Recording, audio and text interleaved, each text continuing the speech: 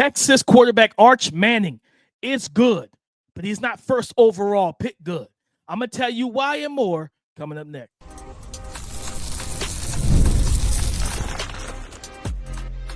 You are Locked On NFL Draft, your daily podcast covering the NFL Draft. Part of the Locked On Podcast Network, your team every day.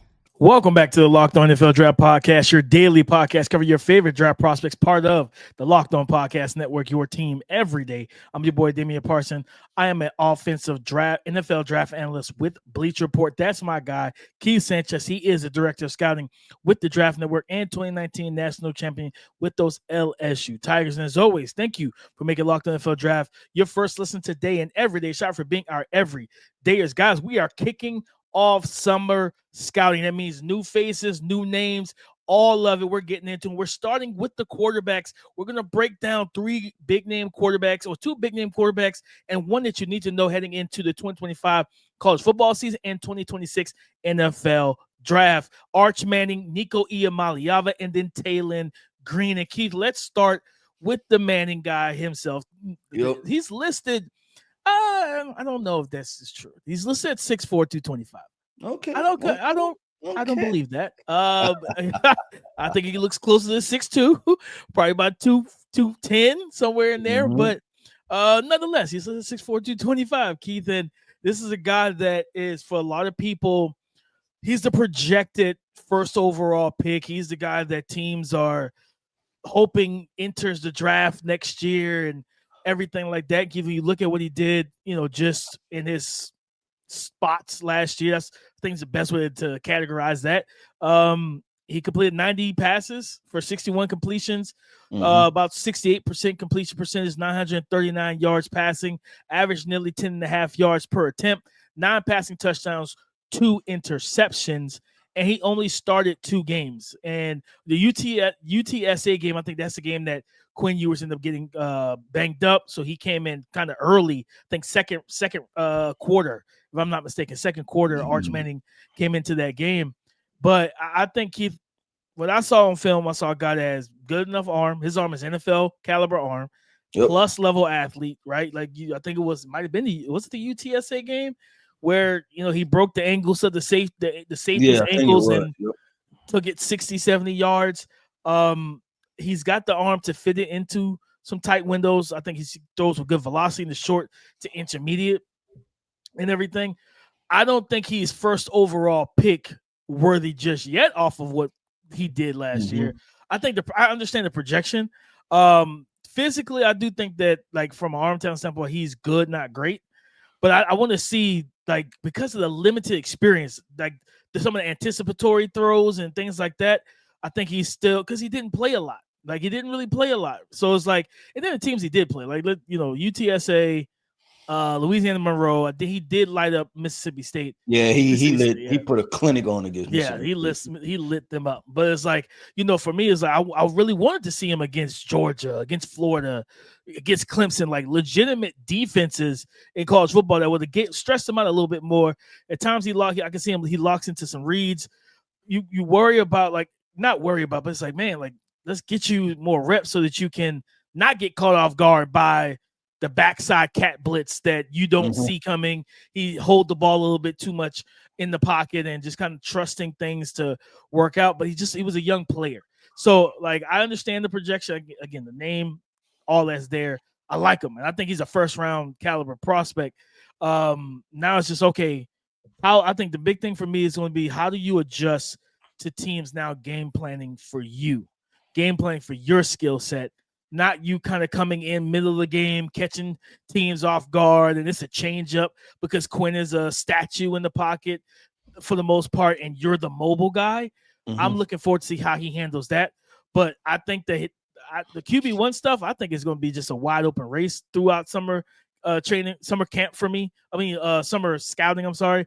For me, I don't think I'm going to have a guy just pegged as the true QB1, but he's in that conversation.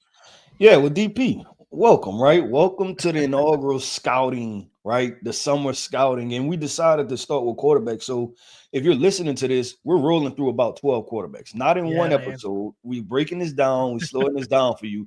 So expect to hear about quarterbacks probably for the rest of the week, right? If not heading into next week. And we're going to take this prospect by prospect. And so we have Arch Manning up, DP, and you made a lot of good points, right? But I'll say this, that when I watched the Mississippi State game, to be completely honest, and maybe it was based off of expectations, right? Because I'm like, okay, everybody's hyping this guy up. Yeah. He played, 1, 2, 3 games at the most, right?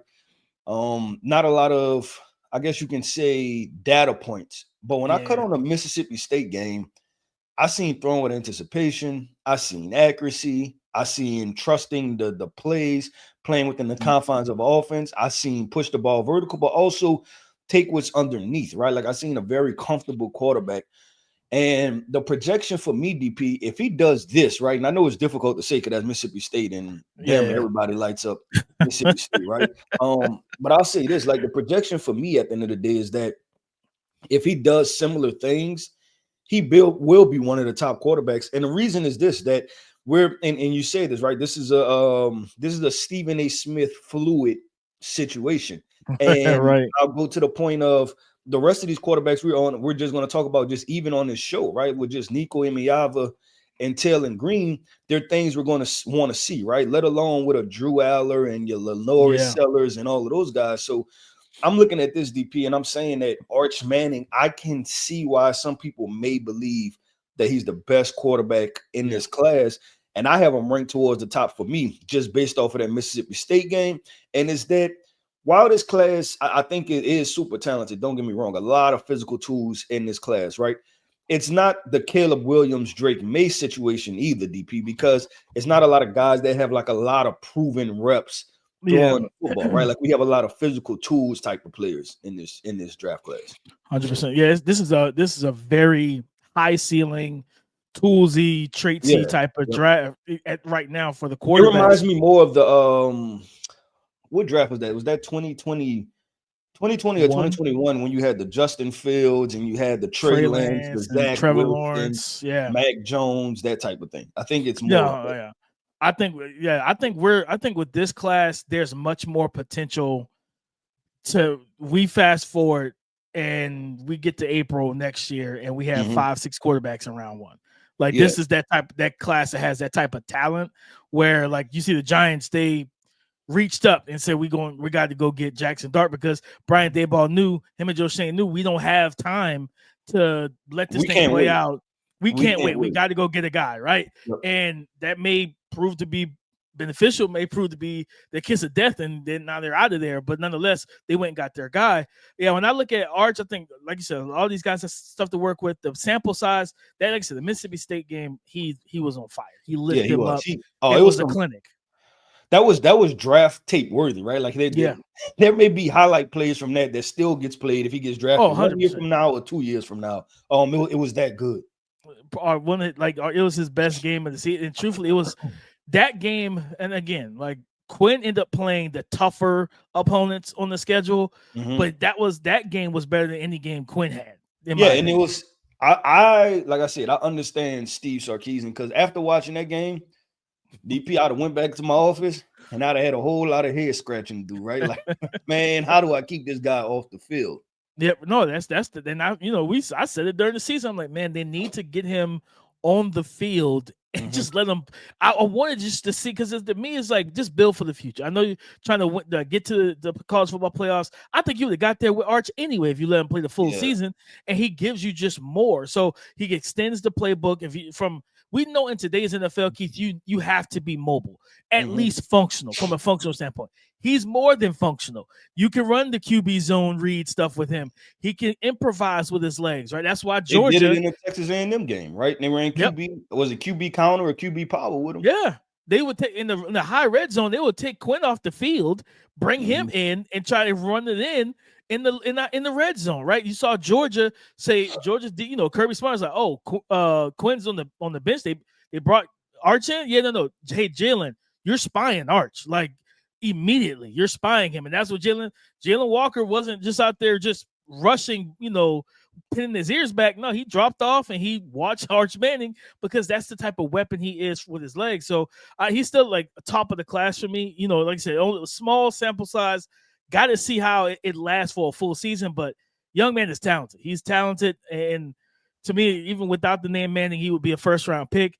I think the name Manning would get him top 5, pick. But situation, yeah, he's got the arm talent. It's good. Accuracy is there. Now you just want to see that natural development mentally where the game slows down and you're like, man, if he could do, like you said, if he could do what he did to Mississippi State for a full season, to the Georgias, to the Bamas, to the Texas A&Ms and all, like, yeah, then we're talking like certified first overall.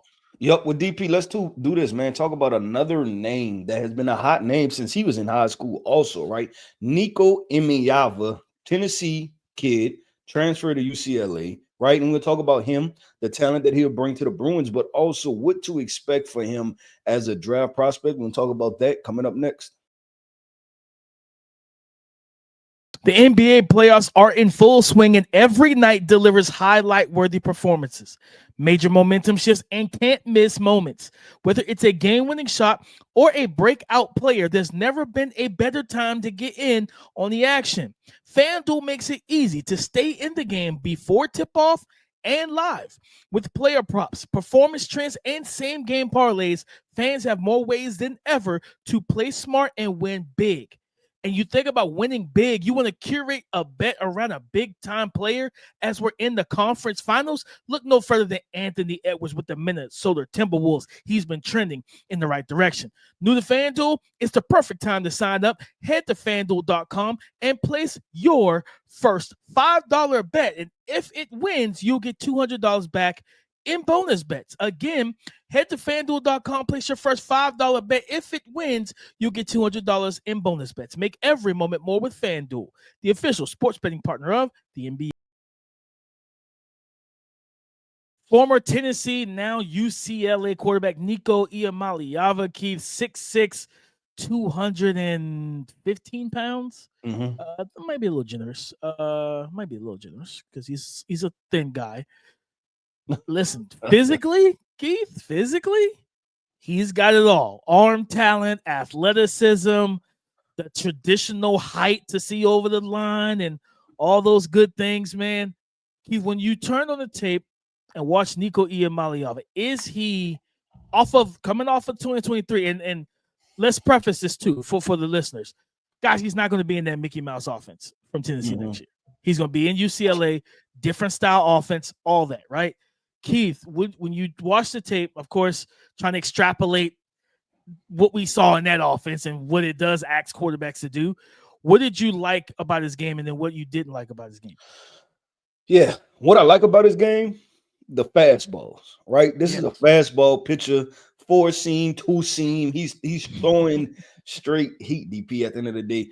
What I had concerns with was, and part of this, you can blame this on the offense, but just the working the middle of the field, right? And not just straight vertical routes or quick slants. And I think that's what this Tennessee offense provides. I want to see some of that, throw it in between the linebacker and the safety stuff, right? Like, let me see you read zone defenses and operate from there. And the problem is with this Tennessee offense is that it also forces defenses to play one way. So I feel like you got a lot of the same type of looks from the defense also, right? Because they have to play it one way because of how unique this offense is. So what I like is the arm talent. I like the athleticism, right? Because he's a mobile quarterback. I don't know if I'll put him in dual threat. I'll put him in mobile. I think he's a mobile quarterback that can, hurt you with his legs. But I want to see more from working the middle of the field and being able to layer throws and mix speeds. I want to see the curveball. I want to see the slider. I want to see the sinker. I want to see different things from him. And hopefully we get that at UCLA because the physical talent is there as far as just pure arm talent and arm strength. Yeah, man. He's 100 mile per hour heat seekers every single throw.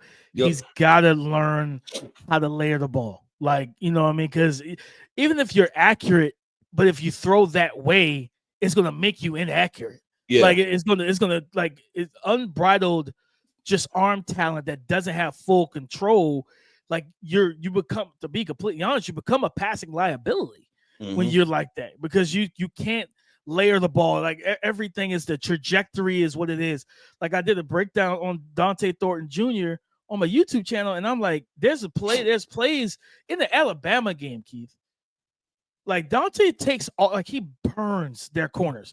Corners got 5-6 yards of cushion, still just glides right by me. Again, he's 6'5", 4'3", 40, right? He's an elite athlete.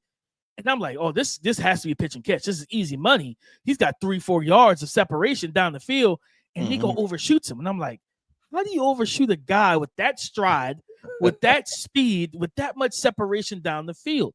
And to your point, he doesn't throw the ball in the middle of the field as much as you'd like to see, right? Yep. Like you want to see him throw it.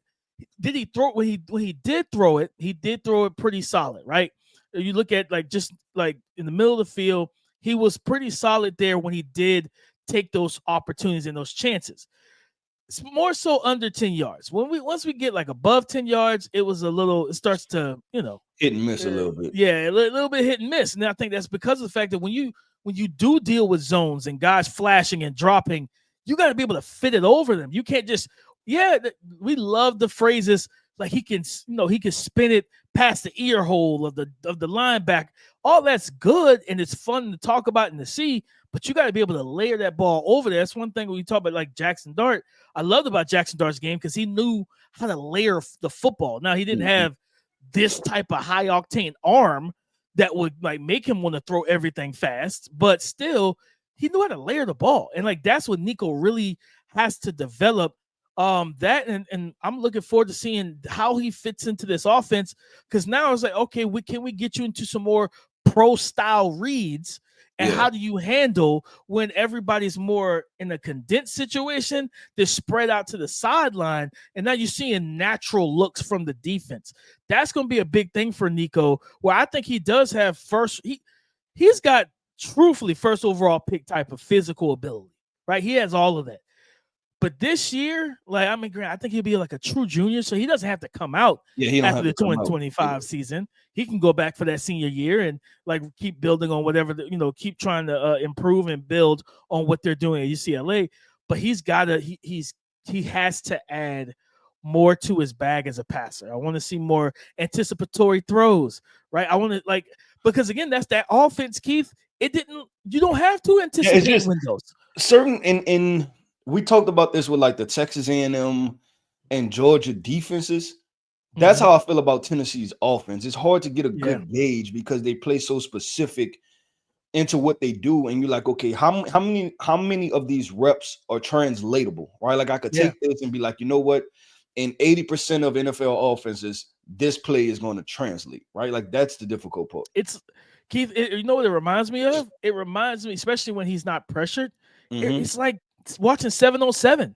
Yeah, like you know what I mean? It's like watching 7-on-7. Like, okay, you threw, I think against Oklahoma, he threw a skinny post to Dante Thornton Jr. and he ended up running it for like another 40 yards for a touchdown. And I'm sitting there like, you see a lot of cover zero. Like there's a ton of cover zero.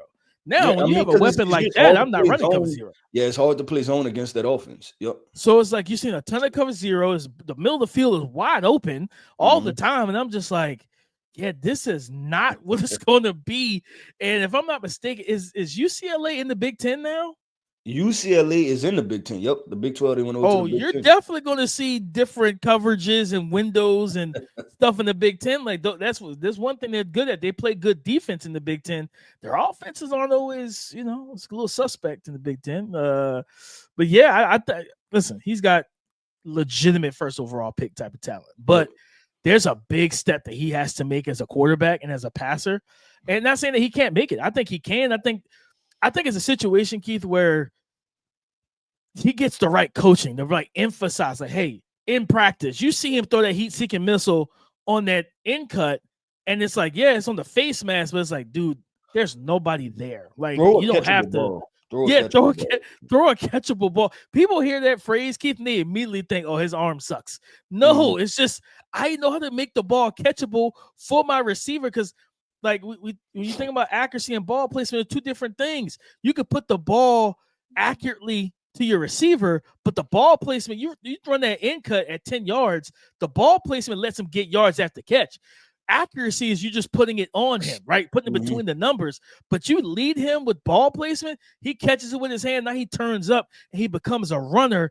The ball placement can either lead a guy or stop a guy from getting yards after the catch.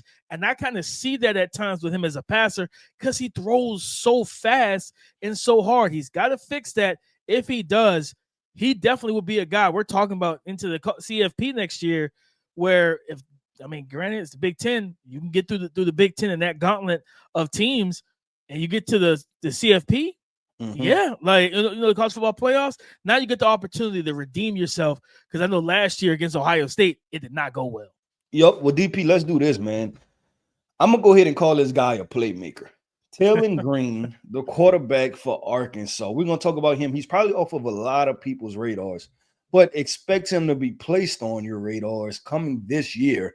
Let's talk about Arkansas quarterback Taylin Green coming up next.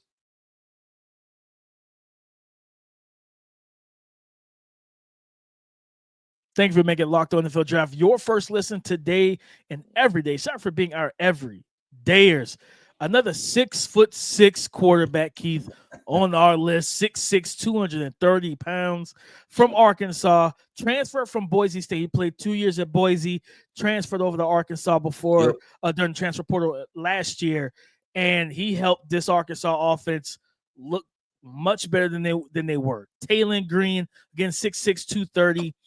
Just statistically, what he did last year, he had about 59, almost 60% completion percentage. He threw for 31 and 46 yards passing, 15 passing touchdowns, 9 interceptions. But like you say, he's a playmaker as well on the ground. 129 carries, 823 yards rushing, and 8 rushing touchdowns. This guy has, again, another physically gifted, toolsy quarterback that you're just like, man, I know, and I understand, Keith, why certain scouts and decision makers, you think about the Pittsburgh Steelers and the reports say, you know what, we'll wait till 2026. We'll ride this Aaron Rodgers wave, and wherever it leads us, and we'll do what we got to do, in 2026, right? The Raiders saying, we didn't want another Kirk Cousins, Michael Penix Jr. situation. That's why they didn't take a quarterback early, or take a quarterback that's going to threaten Geno Smith's job, like a Shedeur Sanders in that type of regard. They'll probably be a team that will be looking at a quarterback in 2026 to get their franchise future guy. Taylor, I understand why people are high on this class, right? Taylor Green has the arm talent, the playmaking ability, the open field speed, the ability to create. And Keith, I'm gonna say this, and I don't say this lightly. If he hits, if he hits, I think if in this Arkansas's offense, he's going to be the catalyst to everything for them. Like it's going to be Taylor the bus. He's got Vince Young type of potential. Vince Young type of potential. And I was watching him. I saw so many similarities to VY at Texas, where it was just like, if nothing is open, I have the ability to make the plays. And it's not just that he's a runner either. Like, you think about like Anthony Richardson coming out, Malik Willis, like those guys pull the ball down, they're going. They're tucking and running.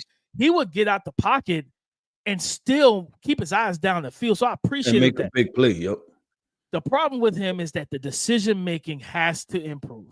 Like the interceptions gotta stop. Like again, over his career, he has 40 passing touchdowns, 24 interceptions, right? Like that's decision making. Yep. You got to clean that up, man. So I do think that, you tell me how you feel. I feel like early in the season, I felt like he was getting used to the speed and everything of the SEC. Going from SEC to the SEC is a jumping competition. You know what I mean? It's a different ball game going from Boise to SEC, from Mountain West, those athletes to SEC athletes. Everybody's bigger, stronger, and moving faster. I feel like that it took him a little bit to get his bearings, but then once he was able to get his bearings, I think they knocked off Tennessee, if I remember correctly. I think they did towards the end of the year. Yep. Yeah, in the night game. So I think he's got all the physical tools. He's a late first round guy for me, just off the ability. and off the flashes. Now give me the substance and the consistency so you can be that guy. You know what I mean? Because I don't think he has another, like, this would be his. This is last year. This is your raw. Go out here and make it count. Yeah, so I'm gonna say this. You mentioned Vince Young. I like that from a height perspective. I'm gonna make this statement, and I think this is how I feel because I've tried to roll through enough quarterback classes. I think he's the best running quarterback that we've seen since Lamar Jackson. As far as like the nimbleness, out in open field, change making of direction, miss, electric, start stop ability. I think it was the game against DP. Who was it? Mississippi State, and the DB had outside leverage, and he shook the DB enough to get the DB inside, and then ran outside of him. And I was like, okay, that's different, right? But he's a different profile because, like you said, he's 6'5", 6'6", but he can make things happen. So I like Taylin Green. Now, it is the throwing ability stuff that's going to have to change, right? At the end of the day, he's going to have to improve that because I just project forward. Projecting forward with also looking backwards. Yeah. That some of like it, we got to decide which dual threat guys we get passes to, right? Which ones we saying going to be top 10 picks and which ones we not going to like. And you mentioned like Malik Willis, right? That we thought Malik Willis was going to go higher than the third round. So it's like being a dual threat guy is not going to be the only answer, but it'll help you get drafted. But you have to improve the passing. Yeah, it's just a decision making. Like he's got a little bit of a gunsling. Again, it's the playmaking mentality. Like he makes plays, and sometimes he gets because I'm gonna tell you what, it's discipline. Because he does things that test the rules of quarterbacks of what coaches would tell you not to do. Right? It's certain things you can do on a high school level because you're just more gifted than the rest of the guys you're facing that you can't do in the NFL. Right? Like Brock Purdy just got paid, and he makes some of like I think you look at the Vikings game, the times they played him. Brock Purdy has gotten caught rolling to his right and throwing back in the middle of the field across his body. Taylin Green does that quite a bit, where he gets out the pocket and then he's throwing across his body. Like I appreciate the patience, the poise, the vision to still see receivers at every level, but then the decision making comes in that okay, I'm throwing this back in the middle of the field. That's risky. Like, you know what I mean? Like that's the type of stuff. Cause I think accuracy wise, and what I love about him is that he has a really good arm. Like he can drive the ball. He can push it down the field with ease, but he throws with touch. And like the 7 routes and stuff like that. He throws those on a good arc down the field. Yep, he does. I will say this though. I think he's a little bit of a cupper, right? Like the way he holds the football is like a cupping type of push type situation. It's different. Yeah, he's throwing he's throwing mechanics-esque kind of. Yeah, a little bit. He's got that kind of maybe three-quarter of an inch throwing motion, things like that, and and whatnot. So it's like you work on some of the mechanics and things like that. But like the pocket, pocket awareness is there for the most part. It's he kind of reminds me of kind of same thing with Jaden, where it's like that playmaking ability, you kind of get lost in it and you hold the ball a little bit in college, and then you do take sacks that you shouldn't take, right? Remember the talking point with Jaden was his pressure to sack ratio and percentage was so high at LSU. That's why I wanted to think about the quarterbacks. I didn't think about Jaden Daniels, right? And I was like, before I said the Lamar Jackson situation, Jaden didn't come to mind. It's probably because of how he developed as a passer, but that might be the most similar running style, honestly, more than Lamar Jackson, because Jaden had more a bit of a straight line ability to him. Now, and he could make people miss, but he was more of a straight line guy too. High stepper. And I think Taylin Green is very similar to that. Yeah, 100%. And he's got, like you said, he's got the just kind of fluidity, the kind of move laterally and break you down real quick and then start and stuff. And like you said, he's just a different animal. But the pocket stuff, like I said, not that he's even bad from the pocket. It's just the decision making's got to stop. Because at the end, you get to the NFL and you start throwing the ball, turning the ball over like that, you're not going to be the starter much longer, bro. Like it's just what it is. Sometimes just take the sack. Sacks and throwaways are A-OK. Bro, turn on some Aaron Rodgers tape. Just look at his incompletions. Aaron Rodgers was very decisive of either I'm going to take this sack or I'm throwing this ball out of bounds. Yep. Like, he was like, I'm not throwing. Like, there are times people wanted Aaron Rodgers to test certain windows, and Rodgers was like, "Nope, I'm not doing it." He threw it out of bounds. I'm a like Pop said. Listen, you live to throw another day. Like you know what I'm saying? That's not what Pop said, but you understand. For those who know Friday, that's what I'm saying. Like you live to throw another day, man. So I think again, like Nico, very talented guy, but you got to see that to me the mental elevation with their games, and I think he processes solid. Again, I think the speed of the SEC got to him a little bit early on. Now, okay, year 2, you've experienced it now. How do you handle the SEC speed to quickly diagnose, get through your reads? Every opportunity is a multiple choice question. If the question is 1 + 1 = what, and your first read is not open and that answer is 8, you know that's not correct. Get off of that immediately and go through your reads. That's going to be the thing that takes him to the next level. Because if he does that, Keith, with all the physical ability he has, he's going to be a guy that teams look at as a franchise quarterback. Yep, I agree with DP. That wraps up another episode, man, of the Locked On NFL Draft Podcast. I want to end this podcast off by saying shout out to our everydayers. Thank you for tapping in with us each and every single day. Every listener is greatly appreciated here over at Locked On NFL Draft. I am Keith Sanchez. You can find me on X at The Talent Code. That right there is my guy, my co-host, Mr. Damian Parson. You can find him on X at DP_NFL. And like we like to say, man, y'all come talk to us because we like to talk back. Go subscribe and follow for free on YouTube, wherever you listen to podcasts, to get the latest episode as soon as it is available. On tomorrow's show, we're going to keep the quarterback train rolling. We're talking about Garrett Nussmeier, the star quarterback from LSU, and why he is a first-round pick for the 2026 NFL Draft. We'll talk about that and more on tomorrow's show. So come and join the conversation again tomorrow on the Locked On Podcast Network, your team every day.